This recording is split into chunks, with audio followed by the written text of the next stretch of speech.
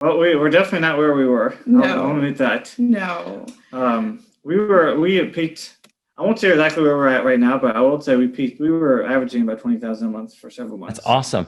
A world market. Do you guys have those in Virginia? I don't know. Don't think so. It's a place where you can go in there and find all kinds of things from around the world, like furniture and food, like packaged type food, like cookies and tea, and from all over the world. And so we walked into this huge store. I had no idea where to even start. It was Black Friday, and I'm like, where do I go?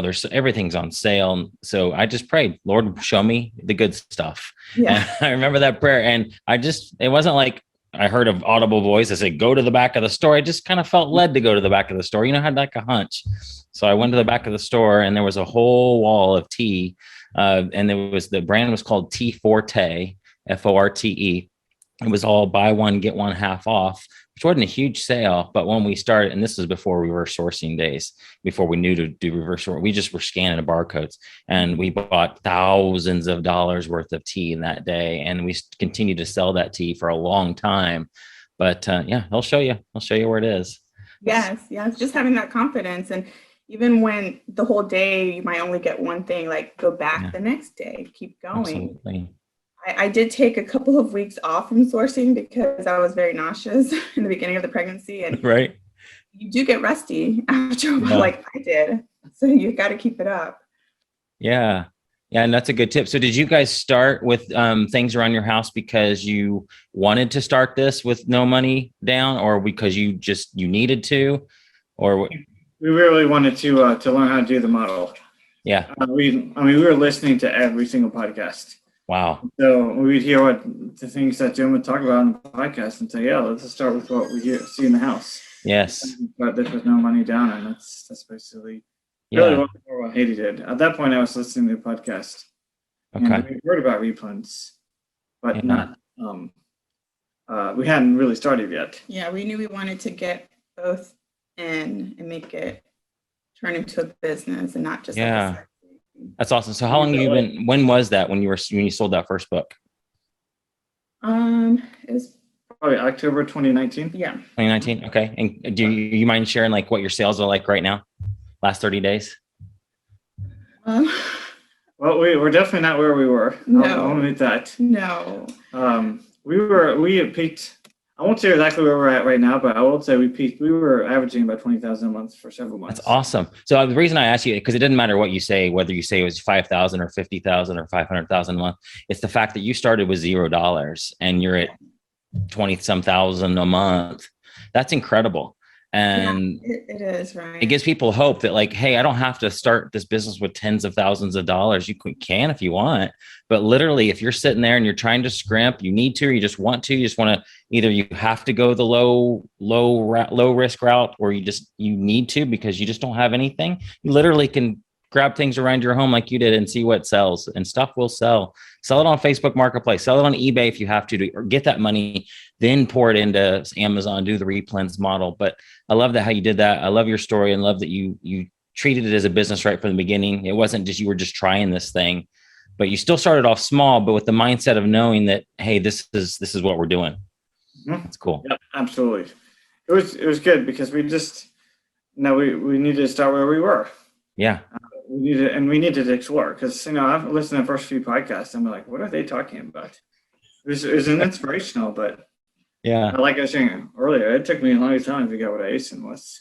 Well, like you were saying, Ryan, like it's important to remember where we came from. It's kind of like sharing our testimony and just remembering when we hope to get 500 a month, when we hope to get 1,000 a month, and it's so important to just remember where we all start from, how far we've come. Yes. Yeah. I wrote an email a couple of weeks ago called, I think, something about look where you are, or look around you, or something, because it's so easy to bury our head down. We're all climbing up this mountain, and it's so easy to look down and not look around because we're so busy just trying to climb up and get to that next level of sales or wherever we are in our business. You sometimes just got to stop and look how far you've came. Like, oh my gosh, like look where we are now. Like if you go back to yourself, in August of 2019, for example, and if you could tell yourselves then where you are now, you'd probably be like, oh my gosh, that's amazing. That's so cool. Can't believe it. It's so easy to get down at it right now. And you might look at somebody who's doing 200,000 a month and thinking, we're failures. We're not doing anything. What are we doing? Why are we even doing this? But resist that, get rid of that mindset where you're comparing against other people. You're on your own race, you're running your own journey, and just be thankful for where you are, because it's so far above where you started, which is cool. Yeah. Right. And if you don't have a lot of money, invest your time. Yeah. Yeah. If you don't have a lot of time, invest your money. Absolutely. And just figure out, what do you have in your hands that you can utilize. Yeah. So how long did you do the books? Actually not very long. I think we did like 10 books. I think I just did that first shipment. Okay. Boxes, and then that was it. Then after that, I was like, should I continue? Got him on board, and then we just jumped right into the training. So for us, the real turning point was when Jimmy did the podcast with Jim about the we'll fly to your hometown. Yeah. I think right around episode 242, 243. Yeah. Did you know immediately when you listened to that you needed to sign up for that? It was definitely. It was a God thing. We had actually called for coaching, and we just couldn't agree. We were like, we were bickering with each other. There was no peace. Yeah. And then this coaching opportunity came up. And I thought, I'm going to ask him, but he probably will say no. I don't know what's going to happen. And he was just on board from the beginning. So I was like, well, that's why we couldn't agree for the first coaching, because God wanted us to take this coaching. Yes. And we really needed the hands-on training. Like, we didn't know anything. Yeah. So we just felt like, it's worth it at this point. We know what we're doing. We've heard about the opportunities in community. Yeah. Just want to figure out where to start. Yeah. And we wanted to start on the right foot. In such a way that we knew if we make this investment, it's going to pay off in the long run. So you can point back to that one move right there that launched you for real. Yes. Absolutely. Yeah. That's cool. And then there was December 2019 that we were in the stores with Jimmy and Brittany. Mm-hmm. And we did Dollar Tree and two other stores. Yep. Yeah, Walmart. Yep. And great. It's just nice to be able to have that experience, and then we can help others and just say, just keep it up. It's very kind of boring standing there, but it's worth it. Heidi's stated goal to Jimmy at that time was that you wanted to be on the podcast. Yeah, I had shared that with Jimmy originally, and that was an opportunity we got to be with Jim. Awesome. That was around, I think, episode 336. Okay. Was that episode? Okay. 336, January 2021. Awesome. I love it.